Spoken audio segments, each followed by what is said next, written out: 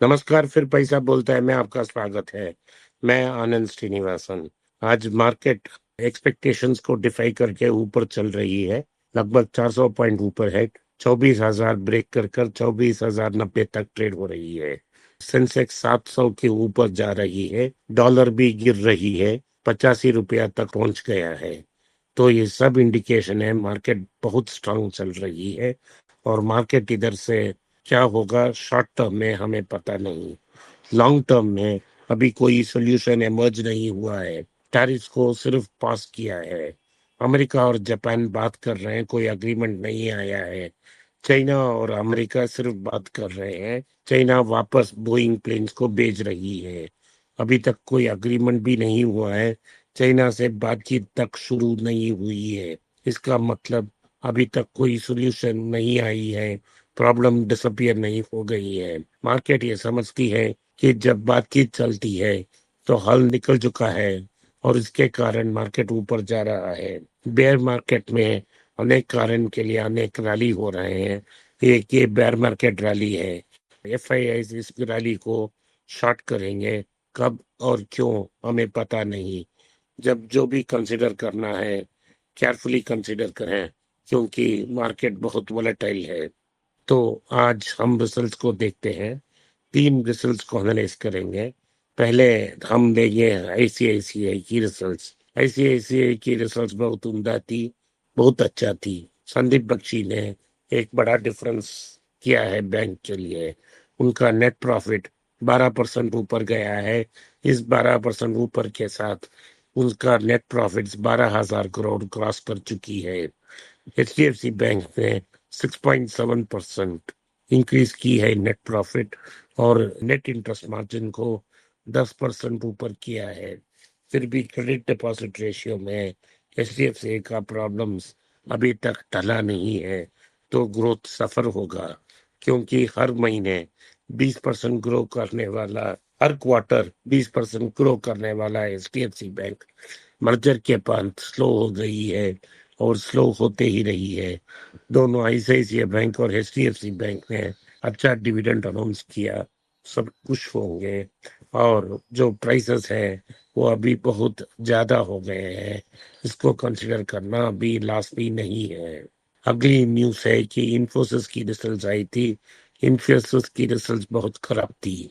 सो इन्फोसिस की net profits 12% गिरी थी।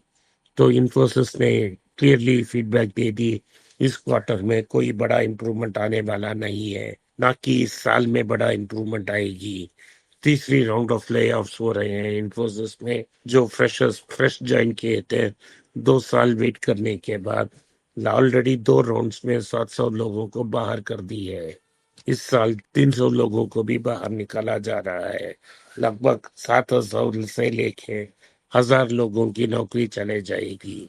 अभी ये के कारण और अन्य चीजों के कारण जो फ्रेश ग्रेजुएट्स हैं उनको नौकरी नहीं मिल रही है।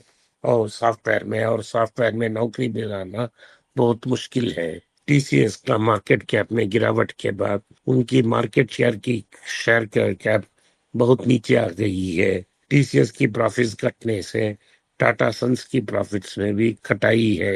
एक जमाना था 2020 में लगभग एंटायर प्रॉफिट टीसीएस से आ रही थी। लगभग 55% प्रॉफिट्स टीसीएस से आएगी, ऐसा अनुमान कर रहे हैं।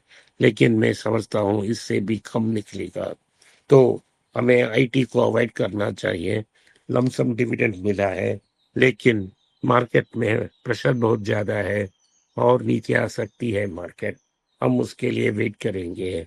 आईटीसी ने 2 बड़े न्यूज अनाउंस की है। एक बड़ा न्यूज ये है कि 24 मंत्रा ऑर्गेनिक नाम का एक कंपनी को उन्होंने खरीद ली है। उससे 100% स्टेक खरीद लेंगे। उसमें से 472 crore all cash deal announce किया है। इस पे 400 करोड़ अभी रजिस्ट्रेशन में दिया जाएगा, और बैलेंस 72 करोड़ जब परफॉर्मेंस इंसेंटिव्स होंगे और जब वो मीट हो जाता है तभी उसे पेमेंट होगा। तो गुड अर्थ में आईटीसी ने एक बड़ा पेमेंट डाल दी, ताकि वो ऑर्गेनिक के फूड में एंट्री करें। 24 मंत्रास की 100 product portfolio brand recall and strong US DSO represents ITC के फ्यूचर रेडी स्ट्रैटेजी से अलाइंड है। और मदर स्पर्श बेबी केयर जिसे रिसेंटली आईटीसी ने अनाउंस की, उस पर फुल कंट्रोल 2 to 3 years में लेना चाहती है आईटीसी। आईटीसी अपनी फ्यूचर रेडी स्ट्रैटेजी में तैयारी कर रही है और मार्केट को स्वॉलो करना चाहती है। इन्फोसिस की क्यू इन्फोसिस तो बहुत बुरी थी, अच्छी नहीं थी। इसके बाद हम देखेंगे कि एचडीएफसी बैंक का Q4 रिजल्ट्स, नेट प्रॉफिट लगभग 7% गया ऊपर और नेट इंटरेस्ट मार्जिन 10% बन गया। पिछले क्वार्टर में 17,618 करोड़ का प्रॉफिट उन्होंने अनाउंस की है। टोटल इनकम होगा 89,488 करोड़ और इनकी मार्जिन थी total income marginally lower than 89,639। Interest income उनकी 77,460 करोड़ तक पहुंच गई है। 22 रुपया डिविडेंड अनाउंस की है और पर शेयर, और उसे 2,200% बता दिया गया है। तो ग्रॉस एनपीए इंक्रीज किया गया है 3.46% ऑफ नेट एसेट्स और 3.65 on interest earning assets excluding tax refund. तो एफडीआई की इंटरेस्ट लगभग 25% इंप्रूव हो गई है इस रेट कट के बाद। एवरसोर्स नाम का एक इन्वेस्टमेंट फंड ब्लू स्मार्ट, जो गाड़ी बैंकरप्ट भी हुई, 800 से लेके 1,000 करोड़ में खरीदने के लिए तैयारी कर रहे हैं। तो ये चाहते हैं कि जगी ब्रदर्स एग्जिट हो जाए। इसके पहले एवरसोर्स कैपिटल ब्लू स्मार्ट फर्म को अक्वायर कर रही है। उनकी जो प्राइस है वो 60% डिस्काउंट है मार्केट वैल्यू से, बेचे 2,560 करोड़ को। सो इससे बहुत नीचे गिर गई है।